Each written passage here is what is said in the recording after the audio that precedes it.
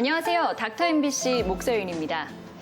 어린 자녀를 둔 부모라면 아이들의 건강과 함께 외모에도 많은 신경을 쓰게 되는 게 사실인데요. 특히 치아 상태나 구강 구조가 안 좋은 경우 또는 덧니가 있거나 앞니가 튀어나와 있는 경우에는 치아 교정을 해주는 게 좋은 건지 또 하게 되면 언제 하는 게 좋은 건지 고민되기 마련인데요. 그래서 오늘 이 시간에는 미르치과병원 박채희 원장과 함께 소아 청소년의 성장기 교정 치료에 대해 알아보겠습니다. 가지런하고 건강한 치아를 만들기 위한 교정 치료. 정확한 정보와 철저한 계획이 중요합니다. 치과 교정 전문의 박채희 원장과 함께 소아 청소년의 성장기 교정 치료에 대해 알아봅니다.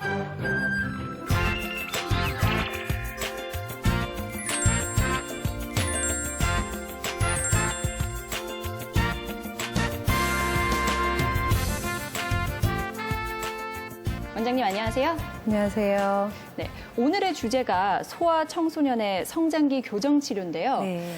이 소아 청소년기는 어느 시기를 말하는 건가요?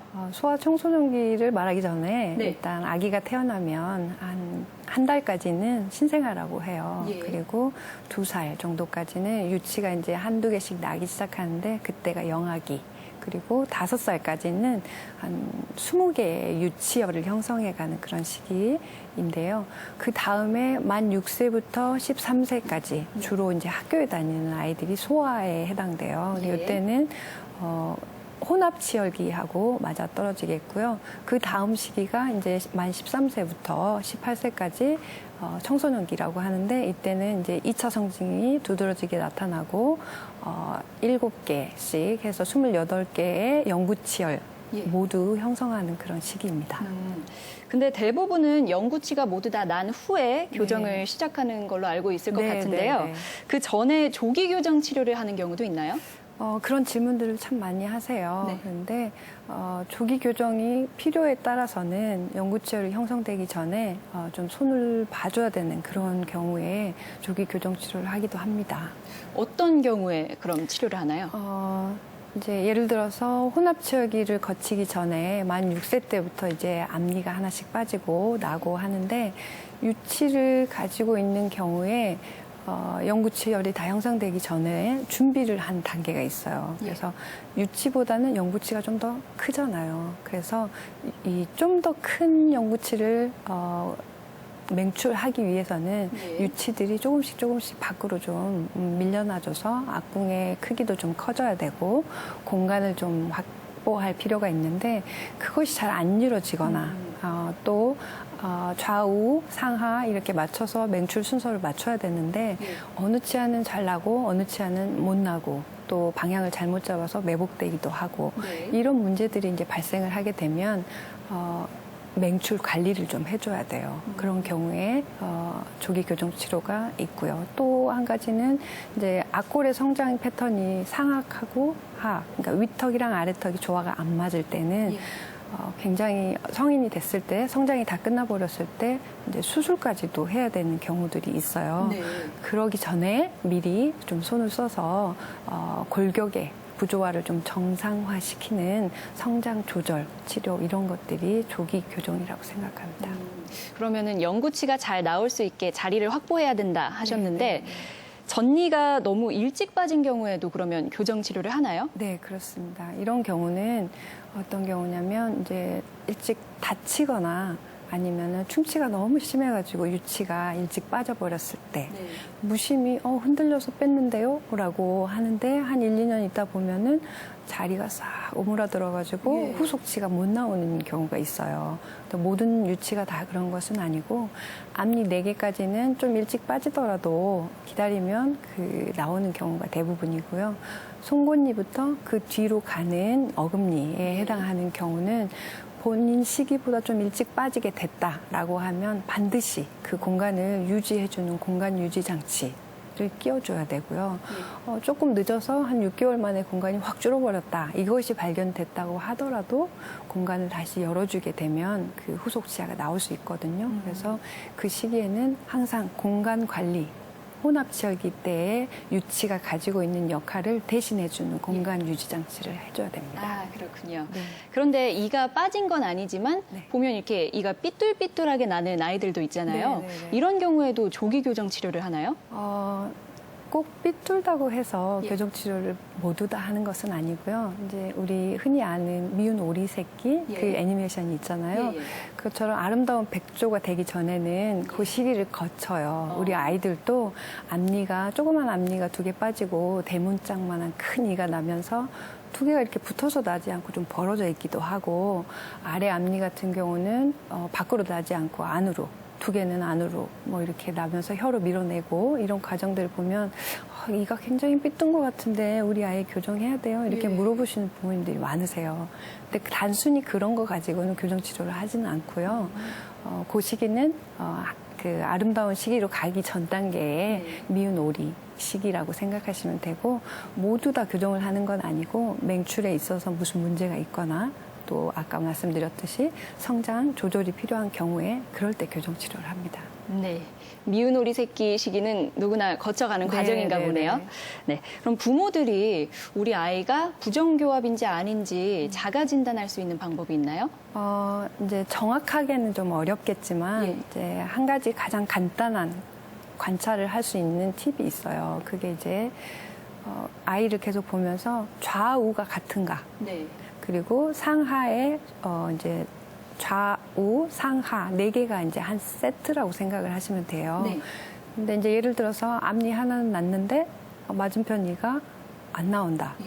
그러면 좀 문제가 있겠구나 이렇게 생각을 하시면 되고 앞니 쪽보다는 이제 송곳니 쪽부터 바깥으로 갈수록 뒤쪽으로 갈수록 문제의 심각성이 좀 커져요. 그래서 송곳니 같은 경우에 한쪽이 나왔는데 맞은편이 안 났다면 그쪽에 씨앗이 없을 수도 있고요. 예. 그리고 어떤 이유로 뼛속에 막혀서 매복지가 되는 경우도 있고 그리고 덧니가 나기도 하고 예. 하는데 그냥 그런 경우에 삐뚤은 것이 다가 아니고요. 앞궁 자체가 틀어지고 또 심한 경우에는 얼굴이 틀어지는 안면 비대증을 유발하기도 해요. 예. 그래서 그런 것들을 보면서 이제 좌우가 같은 속도로 맹출을 하고 있는가를 봐주시면 좀 쉽게 발견할 수 있을 것 같아요. 그렇군요. 네. 근데 또 궁금한 게 이 소아나 청소년기의 성장 교정 치료랑 네, 성인 교정이랑 또 어떻게 다른가요? 이제 성인하고 가장 큰 차이점이라고 하면 그 시기에 몸도 그리고 얼굴도 성장을 하고 있는 시기잖아요. 예. 그래서 이 성장을 이용한 치료가 가능한 시기예요. 그래서 성장을 이용한다고 하면 이제 우리가 교정하면은 치아만 삐뚤은 치아를 반드시 하는 걸 교정이라고 생각하는 사람들이 대부분인데 예.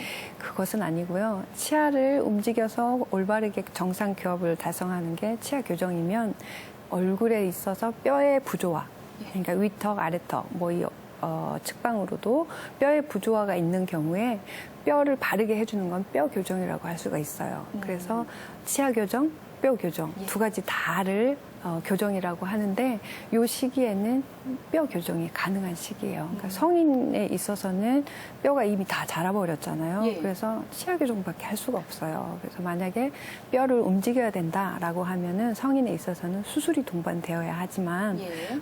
소아기 때 그리고 청소년기 때는 수술이 아니더라도 수술에 준하는 효과를 볼 수가 있는 그런 치료가 가능한 시기입니다. 오늘 이 시간에는 치과 교정 전문의 박채희 원장과 함께 소아 청소년 성장기 교정 치료에 대해 알아봤습니다. 원장님 고맙습니다. 감사합니다.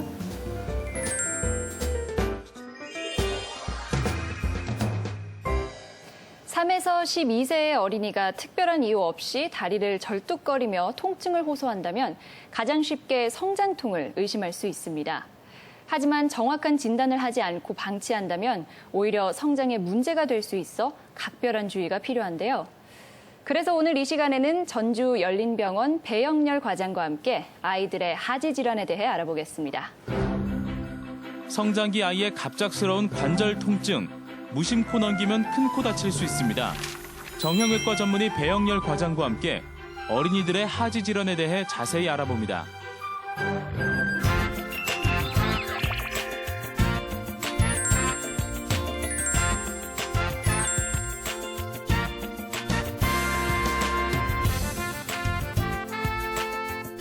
과장님 안녕하세요. 안녕하세요. 네. 오늘은 어린이들의 하지 질환에 대해서 알아볼 건데요. 소아 정형외과를 찾는 어린이들은 주로 어떤 질환으로 찾나요? 보통 통증과 변형으로 내원하게 되는데요. 통증으로 내원하는 아이들 중에는 주로 엉덩이 관절이 아픈 일과성 고관절 활액막염, 또 밤에 주로 다리를 아파하는 성장통이 있습니다. 네.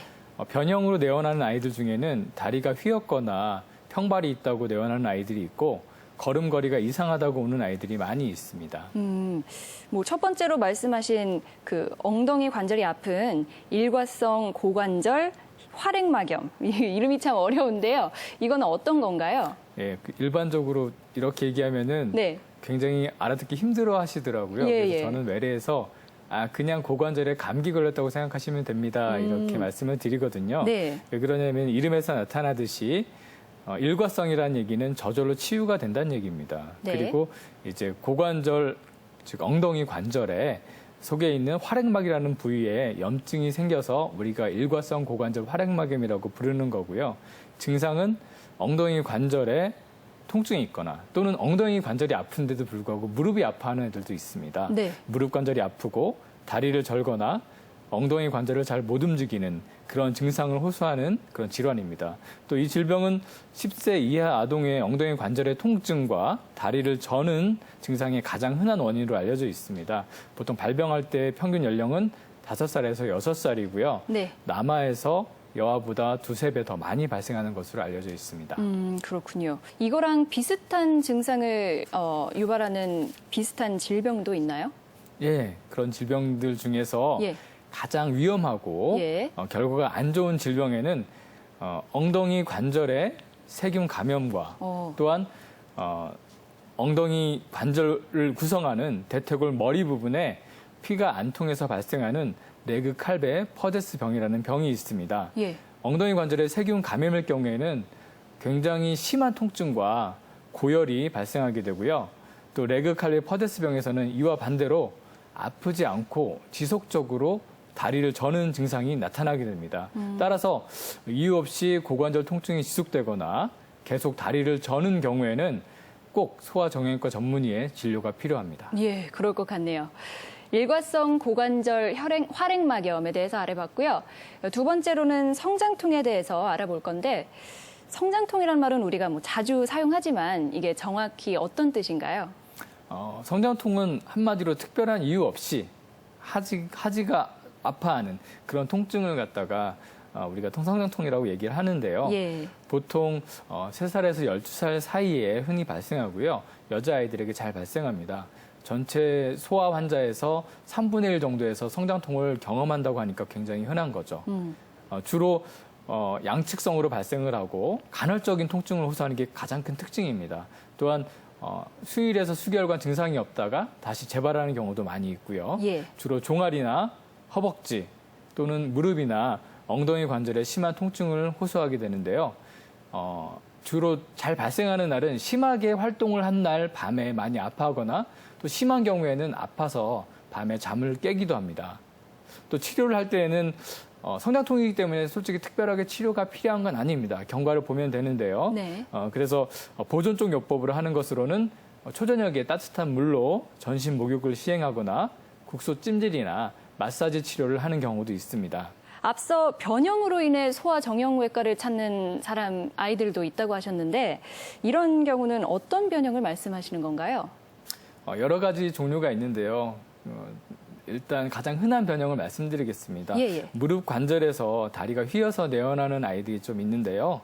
이를 살펴보면 그림과 같이 무릎 관절이 바깥쪽으로 이렇게 항아리 모양처럼 휘어진 뇌반슬, 즉 O자형 다리와 무릎 관절이 과도하게 안쪽으로 휘어져서 X자형을 다리를 만듭니다. 이걸 외반슬이라고 하는데요. 또 이를 갖다 다시 또 나누면은 정상적인 성장 과정에서 발생하는 생리적인 변형하고 또 질환인, 그러니까 병이 있어서 발생하는 병적인 변형으로 나눌 수가 있습니다. 다행스럽게도 대부분 생리적인 변형이기 때문에 치료가 필요하진 않습니다. 그렇지 않은 경우도 있을 것 같아요. 치료를 해야 하는 무릎 관절은 어떤 경우인가요? 대표적으로 유아기 경골 뇌반증이라는 질환이 있는데요. 예. 이는 다리 아래에 있는 뼈에 다리뼈에서 무릎 쪽에 있는 성장판이 부분적으로 성장 장애가 발생을 합니다. 그래서 무릎 관절이 바깥쪽으로 이렇게 휘어져서 예. 오다리를, 그러니까 내반슬이 발생하는 질환입니다. 분류는 이제 다음 그림에서 보는 것처럼 성장판의 모양에 따라서 1단계에서 6단계로 나누게 되고요. 치료 시행 여부는 내반슬의 각도 정도가 얼마나 되는지에 따라서 치료하게 됩니다. 그 다음 그림을 보시면은 무릎이 각도가 얼마인지에 따라서 예. 치료해 놓은 방법을 갖다가 정리해 놓은 그림인데요. 보통 이제 30개월 이전에는 보조기를 착용하면 치료가 되고요. 3세, 만 3세가 넘어가게 되면은 수술적으로, 그러니까 교정 수술을 시행해야 됩니다. 보통 보조기를 착용하는 경우에는 약 50%에서 치료가 성공적이라고 알려져 있습니다. 앞서서 그 걸음걸이가 이상해서 병원을 찾아오는 아이들도 있다고 하셨는데 이런 경우에는 어떤 질환 때문에 이런 증상이 생기는 건가요? 예, 걸음걸이가 이상하다고 하는 아이들 중 대부분은 예. 발을 안쪽으로 해서 걷는 안짱걸음과 또 발을 바깥쪽으로 해서 걷는 팔자걸음을 볼 수가 있는데요. 이 두 질환의 원인은 대퇴골이나 경골이라고 하는 다리 아래에 있는 긴 뼈가 회전 변형이 돼서 발생하는 그런 질환입니다. 또 그래서 안짱걸음, 그러니까 네. 발 안쪽으로 해서 걷는 걸음을 유발하는 대표적인 질환에는 대퇴골이라고 하는 뼈가 앞쪽으로 돌아가 있는 대퇴골 전염이라는 병이 있고요.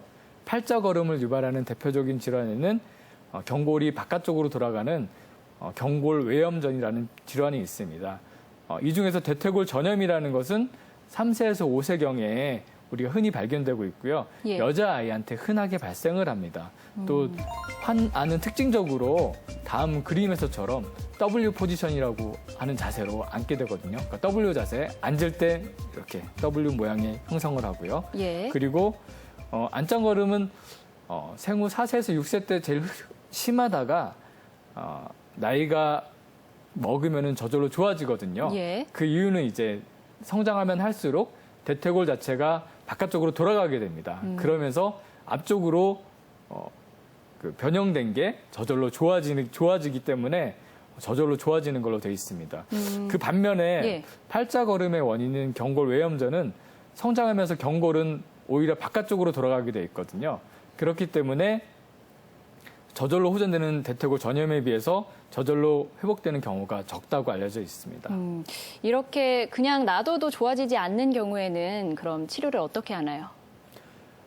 보통 이제 걸음걸이가 이상할 경우에 어떻게 치료를 하나 고민을 많이 하는데요. 예. 제가 가장 추천하는 거는 이제 대퇴골 전염일 경우, 그러니까 안짱걸음을 걷는 아이들한테는 양반 다리를 하고 앉으라고 시키거든요. 왜냐하면 네. 아이들은 주로 무릎을 꿇고 많이 앉기 때문에. 네. 그래서 그 양반 다리를 하고 앉으라고 하고 보조기를 될 수 있으면 하지 말라고 합니다. 왜냐하면은 예.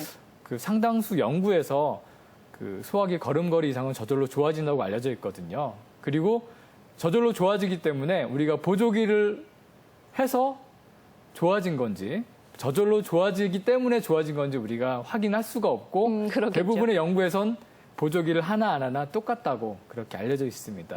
치료가 필요한 아이들은 회전 변형이 있는 아이들 중에서 1%도 안 되거든요. 그 수술까지 하는 경우는. 네. 그 수술은 이 아이가 너무 변형이 심해서 걷는 게 힘들거나 체육 능력이 너무 떨어지거나 아이들한테 놀림받아서 정서적으로 문제가 될 때 하는 거기 때문에 예. 보통 치료는 필요치가 않습니다. 경과를 보는 것, 그게 가장 중요하다고 할 수가 있겠습니다. 네. 그런 말을 들으면 정말 좀 많이 안심될 것 같아요. 네. 네. 말씀하신 증상이나 질환들이 아무래도 성장과 밀접한 관계가 있다 보니까 증상이 있으면 전문의를 찾아 진단받고 또 적절한 치료를 받는 게 중요할 것 같다는 생각이 듭니다. 오늘 이 시간에는 정형외과 전문의 배영렬 과장과 함께 어린이들의 하지 질환에 대해 알아봤습니다. 고맙습니다, 과장님. 네, 감사합니다.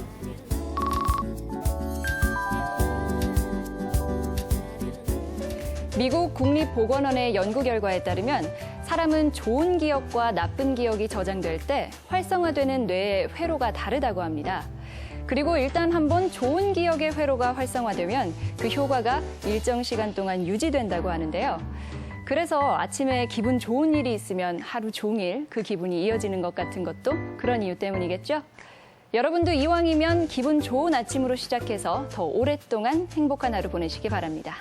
제가 준비한 소식은 여기까지입니다. 저는 다음 주 이 시간에 다시 찾아뵙겠습니다. 고맙습니다.